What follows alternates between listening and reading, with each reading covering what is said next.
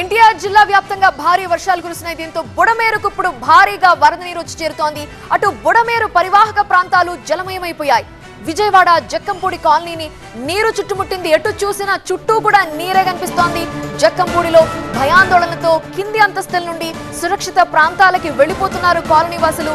కింది అంతస్తు ground floor వరకు కూడా నీరు వచ్చేయడంతో వాళ్ళు పై అంతస్తుకు వెళ్లి అక్కడ ఉంటున్న పరిస్థితి. విజయవాడ నగరంలోని నందమూరి నగర్, న్యూ రాజరాజేశ్వరిపేట, రామకృష్ణాపురం ప్రాంతాలు సైతం బుడమేరు నీటితో మునిగిపోయే ప్రమాదం ఉంది. అజిత్ సింగ్ నగర్ ఫ్లైఓవర్ నుంచి విజయవాడ నగరం శివారు కండ్రిగ బుడమేరు ముంపు బారిన పడే పరిస్థితి ఉన్నట్లుగా తెలుస్తోంది. 2005వ సంవత్సరంలో వచ్చిన బుడమేరు వరద పరిస్థితి మరలా తలెత్తే అవకాశం ఉందని స్థానికులు ఆందోళన చెందుతున్నారు.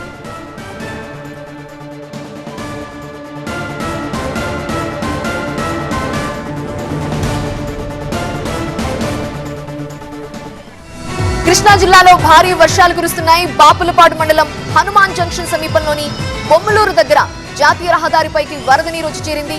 దీంతో ఏలూరు హనుమాన్ జంక్షన్ మధ్య జాతీయ రహదారిపై వాహనాలు నిలిచిపోయాయి. భారీ వర్షాలతో ఇంద్రకీలాద్రి ఘాట్ రోడ్ తాత్కాలికంగా మూసివేశారు అధికారులు. అటు కొండపై కొండ చర్యలు భారీగా విరిగిపడుతున్నాయి. ప్రకాశం బ్యారేజ్ కూడా వరద ఉధృతి పెరుగుతోంది. దీంతో రెండో ప్రమాద హెచ్చరిక కొనసాగుతోంది. ఇన్ఫ్లో 6 లక్షల క్యూసెక్కులుగా ఉంది. మొత్తం అన్ని గేట్లు ఎత్తి దిగువకి నీటిని విడుదల చేస్తున్నారు అధికారులు. అటు ప్రకాశం బ్యారేజ్ గేట్లు ఎత్తడంతో పులిచింతల ప్రాజెక్ట్ 23 గేట్లు ఎత్తివేశారు. 6,71,000 క్యూసెక్కుల నీటిని దిగువకి విడుదల చేస్తున్నారు అధికారులు. దీంతో పరివాహక ప్రాంతాల్లోని గ్రామాల్లోకి వరద నీరు చేరుతోంది.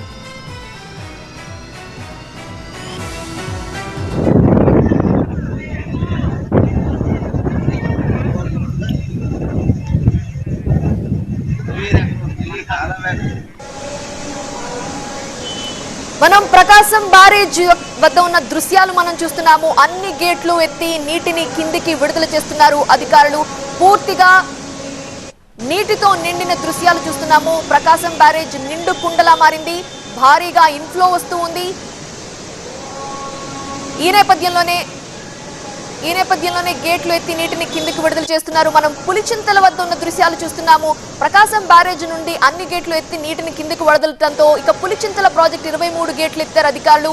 6,71,000 క్యూసెక్ల నీటిని కిందికి విడుదల చేస్తున్నారు. దీంతో పరివాహక గ్రామాల్లోకి వరద నీరు భారీగా చేరుతోంది.